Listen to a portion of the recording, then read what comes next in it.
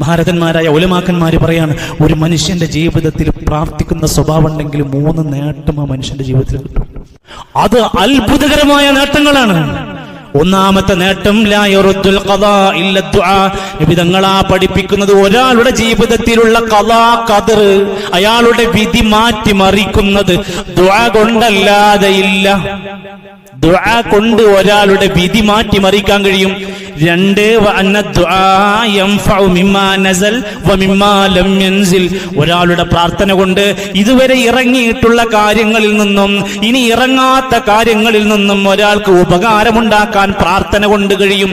3 അദ്ദുആ ഹുവൽ ഇബാദ. ഈ പ്രാർത്ഥനയുടെ വാക്കുകളെല്ലാം ഇബാദത്താണ്. അതിന്റെ എല്ലാം വമ്പിച്ച പ്രതിഫലം അയാളെ കാത്തിരിക്കുകയാണ്. നഷ്ടമില്ലാതെ അയാൾക്ക് രക്ഷപ്പെടാം. Download ShareChat.